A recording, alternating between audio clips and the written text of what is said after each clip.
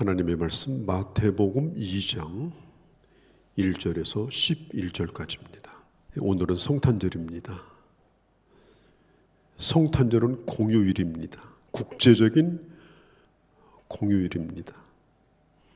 세계대전을 할 때도 성탄절에는 휴전을 했다고 합니다.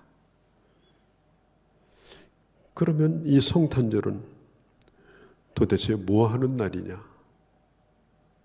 어떤 때는 성탄절이 교회 밖에서부터 오는 것 같은 그런 생각이 들 때도 있어요. 들떠 있는 건 바깥이나 교회 안이나 다 마찬가지입니다. 그런데 무엇 때문에 흥분하는가? 무엇 때문에 감동하는가? 이게 중요한 거거든요. 이 크리스마스라고 하는 것은 클라이스트, 예수 그리스도 할 때 클라이스트, 그 다음에 메스, 예배한다는 뜻입니다. 그리스도를 예배한다가 바로 크리스마스라는 말의 본래의 뜻입니다. 그분을 경배한다. 이 존 데이빗이라고 하는 분은 12월에는 두 개의 큰 크리스마스가 있다고 했습니다. 하나는 성도들의 크리스마스예요. 다른 하나는 세상 사람들의 엑스마스다. 사실 엑스라고 하는 말은 그리스도의 약자입니다. 그런데 그분이 그리스도인 걸 모르는 사람은 이게 뭔 날인지 미지수의 날이고 어떻든 즐기는 날로 생각하고 지내는 그런 사람도 있습니다. 2000년 전에 저 베들레헴 땅에서 치러졌던 첫 번째 크리스마스 예배는 어떠했을까? 먼저 천군과 천사가 목자에게 나타나서 예수님이 태어난 것을 큰 기쁜 소식으로 알립니다. 그리고 목자들은 양을 치던 곳에서 베들레헴으로 찾아와서 아기 예수께 경배를 합니다. 그리고 또 한 가지는 동방박사의 예배입니다. 오늘은 이 동방박사 예배에 대한 이야기를 좀 나누도록 하겠습니다. 여러분, 성탄절을 맞을 때 우리는 꼭 기억할 것은 성부 하나님이 그 예수님을 보내주셨다는 사실입니다. 하나밖에 없는 독생자입니다. 유일한 아들입니다. 그런데 죄인된 인간이 구원받을 수 있는 유일한 길도 예수밖에 없었습니다. 유일한 아들이요 유일한 길입니다.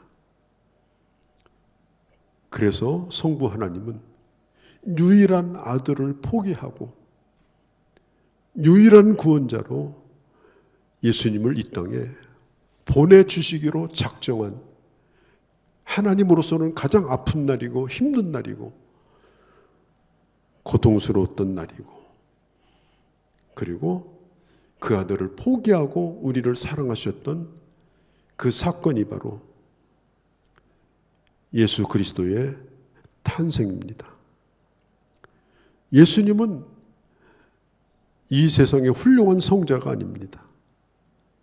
예수님은 인간을 만나기 위해서 인간의 몸을 입고 이 땅에 오신 하나님의 아들, 삼일체 하나님 가운데 성자 하나님이신 예수 그리스도입니다. 그분 때문에 구원의 길이 열렸어요. 그분 때문에 우리가 하나님을 만나게 됐어요. 믿을 분이 생긴 거예요. 꼭 믿어야 될 분이 생긴 거예요. 그분이 바로 예수 그리스도예요. 그 예수 그리스도께 첫 번째 예배를 드린 사람이 바로 이 동방박사입니다. 이 동방박사는 누군가 하면 페르시아 지방, 지금의 이란과 이라크 지역입니다. 페르시아 지방의 왕궁 소속이 돼서 별을 연구하는 학자입니다.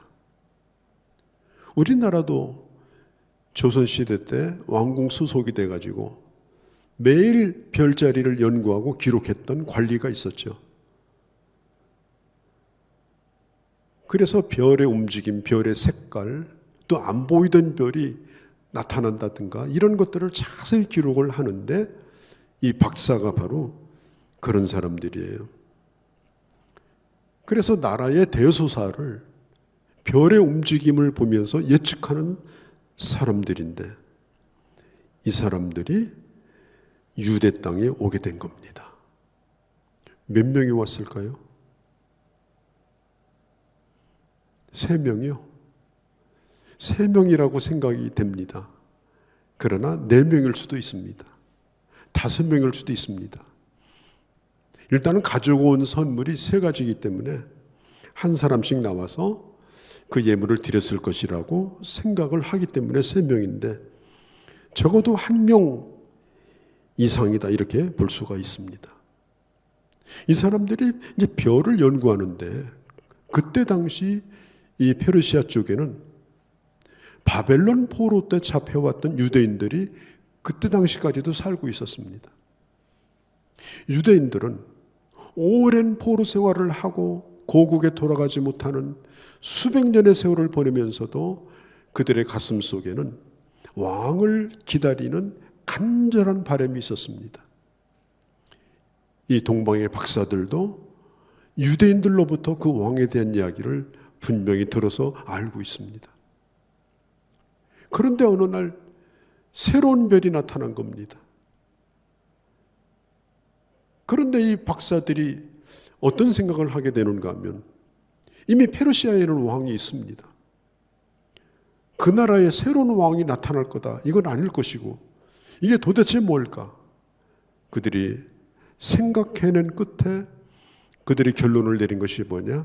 유대인들이 기다리던 왕이 태어났음을 나타내는 별이라는 사실을 알게 됩니다. 그리고 그 별은 이상하게 밤마다 조금씩 움직이기 시작합니다. 별이 이동을 하기 시작해요. 하도 신기하고 이상해서 이 동방의 박사들은 그때부터 이 별을 따라서 밤마다 움직이기 시작합니다. 베들레헴에서 페르시아까지 수백 킬로가 됩니다. 적어도 한 달 이상은 걸어가야 되는 어마어마한 거리입니다. 낮에는 잠을 자고 밤이 되면 별을 따라 움직이면서 그들이 찾아온 곳이 어디냐? 바로 유대 나라였어요. 유대 나라 즈음에 오니까 그 별이 머물게 되어집니다. 예전에 우리 조상들도 북극성을 보고 북쪽이 어딘가를 나침반 대신 보고서 항해를 하지 않았습니까? 그런데 이 동방의 박사들은 그렇게 밤마다 조금씩 움직이면서 그들이 도착한 곳이 바로 이스라엘 땅이었어요. 그때 이스라엘 땅에는 이미 왕이 있었습니다. 이 왕은 아주 특별한 왕이에요. 왜냐하면 유대인이 아닌데도 유대인의 왕이 된 사람이에요. 이 사람은 에돔 사람이에요. 그런데 그때 당시 이스라엘이 로마의 식민지였기 때문에 유대인이 아니면서도 뇌물을 주고 그리고 정치 공작을 해가지고 유대인의 왕이 된 거예요. 그가 바로 헤롯 대왕입니다. 이 사람은 자기가 왕이 되기 위해서 자기에게 방해가 된다고 생각하는 사람들을 수없이 죽였는데 그 가운데 자기 가족들도 다수가 있었습니다. 이 헤롯 왕은 자기 앞에서 왕 얘기를 하면 안 돼요. 왕이 되기 위해서 자기는 뭐든지 다 할 수 있는 사람이었고 다 해서 왕이 된 겁니다. 그런데 동방의 박사들이 이스라엘에 찾아와 가지고 그들이 처음 들린 곳이 어디냐면은 바로 이 왕궁이었습니다. 왜냐하면 왕이 태어나려면 궁에서 태어날 거라고 생각을 한 거예요. 가서 만난 게 누구냐? 그가 바로 헤로드 왕이었어요. 여러분, 빌라도가 예수님에게 이렇게 물었습니다. 네가 유대인의 왕이냐? 유대인의 왕 같지도 않은 사람이 지금 가시밀관을 쓰고 채찍에 맞아가지고 피투성이가 돼가지고 지금 비틀거리며 서 있는데 아무리 생각해도 아닌 것 같아요. 그때 예수님이 그랬어요. 네가 말한 대로다. 네가 말한 대로다. 예수님은 이 땅에 왕으로 오셨습니다. 그런데 육신의 몸을 입고 인간과 똑같은 몸을 빌어서 오기 위해서 동정녀 마리아의 몸을 빌어 오셨습니다. 그리고 주님께서는 이 땅에 오셔서 하나님의 보내신 뜻을 다 행하기 위하여 십자가에 달려 죽으시고 죽은 지 3일 만에 부활하시고 그리고 하나님 우편에서 지금도 교회와 성도들을 위해서 간구하고 계신 증보자로 지금도 살아계십니다. 하늘로 승천하시면서 예수님을 쳐다보고 있던 제자들에게 주님이 말씀했습니다. 하늘과 땅의 모든 권세를 나에게 주었다. 이 땅에 왕으로 왔지만은 그를 십자가에 못 박은 예수 그리스도를 못 박은 자들은 그가 왕인 줄을 몰랐습니다. 조롱하느라고 왕이라고 불러렸습니다. 조롱하느라고 멸관 대신 가시관을 씌워줬습니다. 조롱하느라고 왕의 옷을 입혀줬습니다. 그리고 왕의 큰 지휘봉 대신 갈대를 손에 쥐어주면서 침을 뱉으며 예수님을 조롱했습니다. 그들은 예수님을 왕이라고 생각하지 않았습니다. 스스로 왕 노릇을 한다고 생각했습니다. 그런데 예수 그리스도께서 이 땅에 왕으로 오신 겁니다. 성탄절은 왕을 예배하는 날이에요. 아기 예수를 예배하는 날이 아니고 왕으로 오신 그분을 경배하는 날입니다. 오늘 우리는 이 성탄절 예배를 드리면서 이 동방박사의 예배를 좀 생각을 하고자 합니다. 우리는 동방박사의 헌신을 생각합니다. 아니 남의 나라에 왕에 태어나든 말든 그게 나하고 무슨 상관이 있습니까?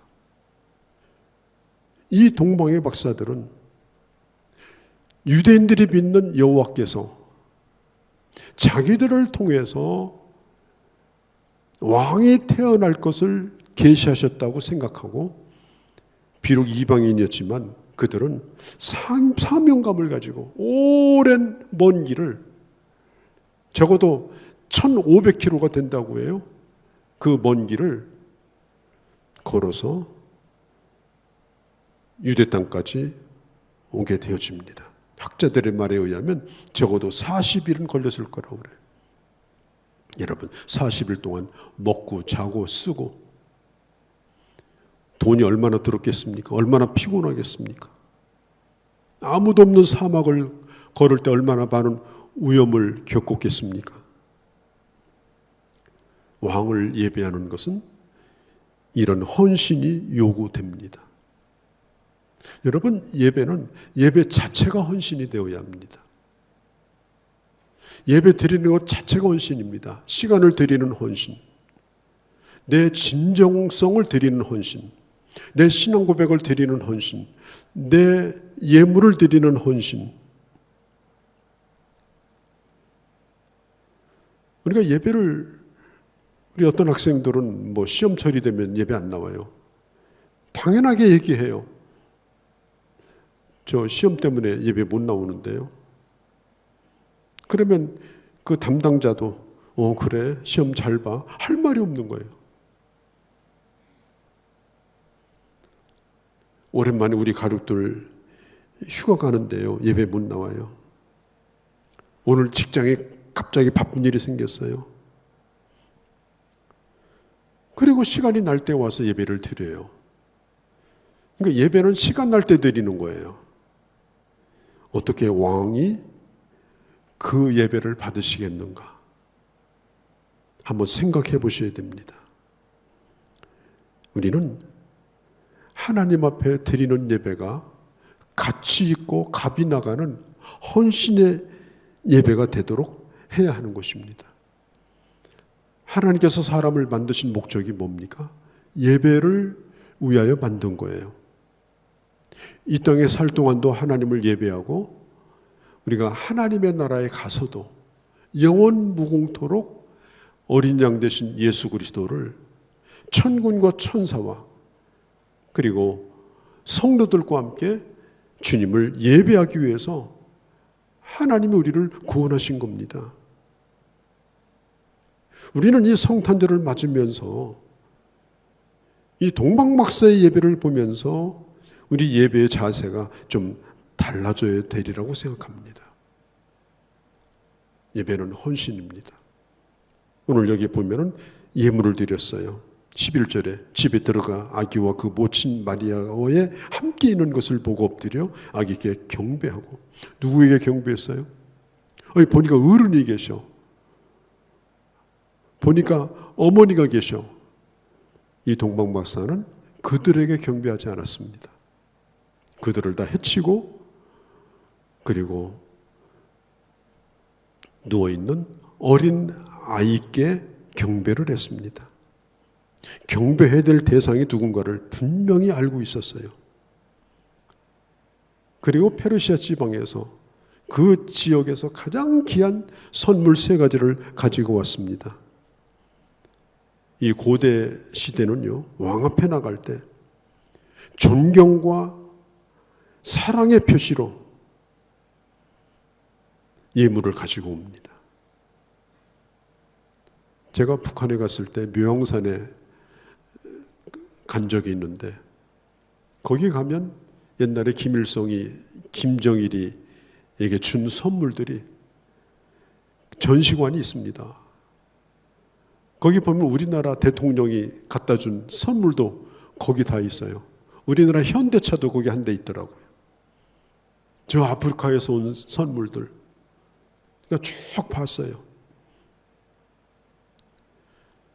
우리가 각 나라의 이 대통령 또 대표자들 선물을 할 때도 지금도 가장 귀한 것으로 선물을 해요. 그리고 국가가 그걸 보존합니다.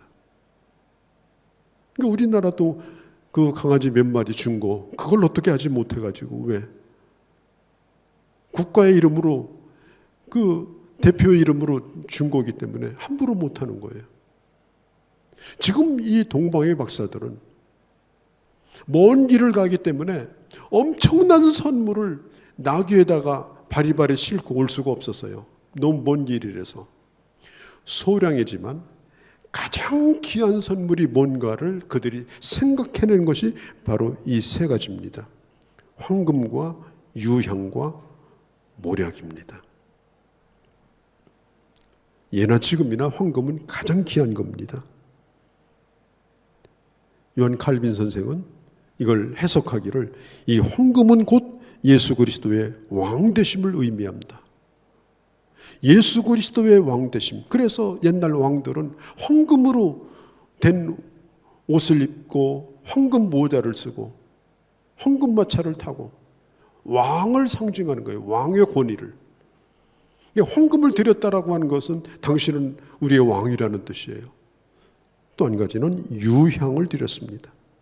유향은 이 나무에서 추출해가지고 소나무에서 추출한 송진과 거의 비슷합니다.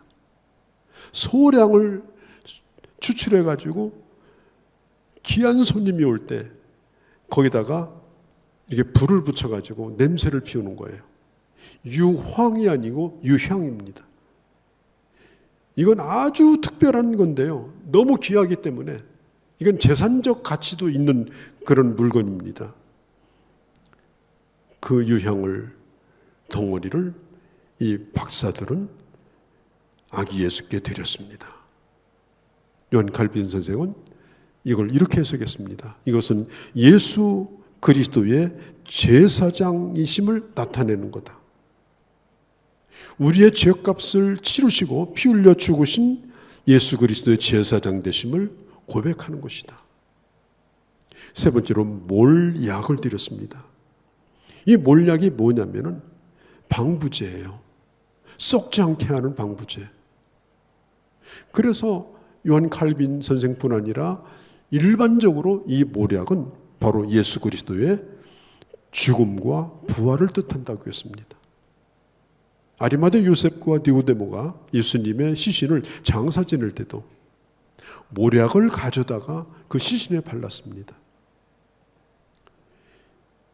이 동방박사들이 드렸던 이 세 가지 예물은 그 당시 가장 귀한 예물이었고, 그들이 알든 모르든 간에 그 예물은 예수 그리스도의 왕 되심, 예수 그리스도의 제사장 되심, 그리고 예수 그리스도의 죽으심과 부활을 상징하는 귀한 예물이 되었습니다. 우리가 하나님 앞에 나와서 예물을 드리고 이렇게 하는데 그냥 아무런 생각 없이 이렇게 던지는 예물이 돼서는 안 됩니다.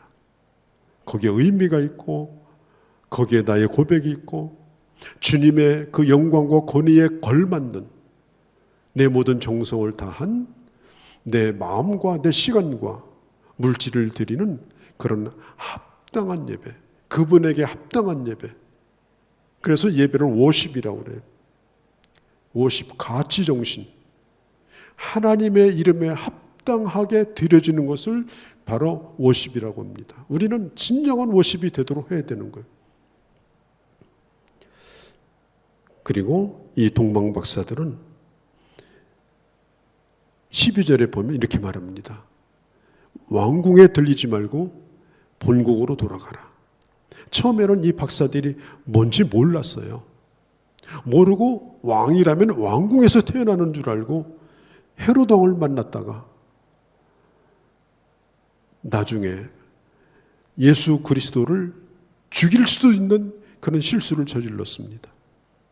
그런데 그들이 경배를 끝나고 그때 하나님께서 그들에게 말씀합니다. 헤롯 왕에게 들리지 말라. 본국으로 돌아가라. 그때 이 박사들 가운데 아니 약속은 약속인데 지켜야지. 우리 헤롯 왕에게 일단 얘기하자. 그래야 그 사람도 우리하고 약속하지 않았느냐. 와서 당신도 예배하겠다고 했으니까 우리 약속 지키자. 그리고 예루살렘으로 갔다면 곧바로 예수님은 헤롯 왕에 의해서 아기 예수는 죽고 말았을 겁니다. 어마어마한 사건이 벌어지는 거예요. 그런데 이 동방박사는 하나님의 말씀에 순종합니다. 여러분, 예배를 드리는 결과는 순종이 되어야 합니다. 우리는 예배를 즐기고 예배를 드리고 그냥 가는 자가 아니라 그 예배는 내가 예배를 끝나고 그것을 떠나는 순간부터 동방박사들이 본국으로 돌아가는 순종을 한 것처럼 우리의 삶도 예배에 걸맞는 순종의 삶으로 연결이 되어져야 하는 것입니다. 하나님의 은혜 앞에 예와 아멘으로 응답하고 그리고 그 응답이 우리의 말과 우리의 행동과 우리의 생활 속에서 구체적으로 열매를 맺는 것입니다. 하나님 오늘도 우리에게 이런 예배를 원하시는 거예요. 얼마 전에 돌아가셨던 우리 한국의 석학이라고 자타가 공인하는 이호령 박사. 저는 고등학교 다닐 때 그분 수필집을 읽었으니까 참 대단한 분이죠. 그런데 얼마 안 돼서 돌아가셨어요. 그가 나이 70 넘어가지고 예수를 믿게 됩니다. 그 딸이 선교사였어요. 그런데 그 딸이 불치병에 걸려가지고 죽어가면서 그 딸과 만남 속에서 이혜령 박사가 예수를 믿게 됩니다. 그래서 지성에서 영성이라는 책을 썼습니다. 그는 이렇게 말합니다. 자기는 70년을 살면서 단 한 번도 누구 앞에 무릎을 꿇어본 적이 없다. 자기는 교만했고, 그리고 자기는 잘 나가는 사람이었다. 88 올림픽 때 그 문화 행사를 주관한 사람이 바로 이혜령 박사였어요. 대단한 사람입니다. 그런데 딸의 불치병 앞에서 그는 주님을 영접합니다. 그리고 세례를 받습니다. 그는 예수님 앞에 무릎 꿇고 한없이 눈물을 흘렸습니다. 인간의 의술로 어떻게 할 수 없는 문제 앞에서 그를 고칠 분은 하나님밖에 없다는 사실을 알게 됩니다. 그리고 하나님 앞에 딸을 고쳐달라고 눈물로 기도합니다. 그리고 거기서 예수 그리스도를 만나요. 그의 마지막 유작을 제가 바로 얼마 전에 읽었는데, 그의 마지막 글도 바로 예수 그리스도에 대한 글이었습니다. 우리가 주님을 언제 만나든지 주님을 만나면 그때부터 우리는 주님을 예배하는 겁니다. 실생활 속에서 하나님의 사람으로 사는 겁니다. 오늘 읽어드린 본문 가운데 있는 것처럼 미가서에 있는 말씀, 베들레헴아 너는 작은 동네지만 너는 결코 작지 아니하다. 왜? 왕이 거기서 태어났으니까. 왕이 거기에 있었으니까. 여러분, 예수님이 계신 곳이면 아무리 작은 곳도 작은 곳이 아닙니다. 예수님이 계신 곳이면 아무리 작은 교회도 작은 교회가 아닙니다. 예수님이 계신 곳이면 아무리 초라한 가정도 결코 초라하지 않습니다. 예수님이 계신 일터면은, 거기서 주님을 경배할 수 있다면 그곳은 결코 작은 일터가 아닙니다. 우리의 삶이 비록 작지만은 결코 작지 않은 삶을 사는 내 삶이 되기 위해서는 내가 주님을 모시고 그리고 주님을 예배해야 하는 것입니다. 예수님은 왕 중의 왕이십니다. 우리가 믿는 예수 그리스도는 우리의 왕이십니다. 이 성탄절뿐 아니라 우리는 매일마다 주님을 만나는 삶을 살고 매주마다 주님을 예배하고 주님의 영광에 합당한 예배로 영광을 돌리고 그리고 나아가서 순종하는 삶을 통해서 그 동방의 박사들이 본국으로 돌아가서 다시 그들의 삶 속에서 그 왕을 잊지 않았던 것처럼 이번 성탄절과 연말에 이어지며 새로 이어지는 우리의 삶 가운데 이런 예배와 이런 순종의 삶이 이어져가는 그런 귀한 은혜가 여러분들 가운데 함께하기를 주의 이름으로 축원합니다. 거룩하신 우리 아버지, 2000년 전에 성부 하나님께서 하나밖에 없는 아들이었지만 유일한 길이 바로 그 길이었기에 그 아들을 버릴 수밖에 없었던 하나님의 아픔과 하나님의 고통이 서려 있는 이 성탄의 이 사건을 보면서 그분이 나를 얼마나 사랑하셨는지, 뿐만 아니라 이 땅에서 보냄을 받아 그가 왕이요 제사장이요 그리고 십자가를 지시고 죽으시고 복음이 되신 선지자로서 예수 그리스도를 동방 박사들이 예물을 드리며 경배한 것처럼 우리들도 참 구원자를 그렇게 예배하며 그리고 삶 가운데 나가서 하나님의 말씀을 따라 순종하며 우리 남은 시간도 살아가는 저희가 되게 하여 주시옵소서. 우리 주 예수님의 이름으로 기도하옵나이다. 아멘. 예수 그리스도의 은혜와 하나님 아버지의 크신 사랑하심과 성령 하나님의 교통하심이 오늘 예배에 함께한 귀한 형제 자매들 머리머리 위에와 그리고 사랑하는 우리 교회와 이 땅에 있는 교회들과 모든 열방과 민족 가운데 이제로 영원히 함께 계실지어다. 아멘.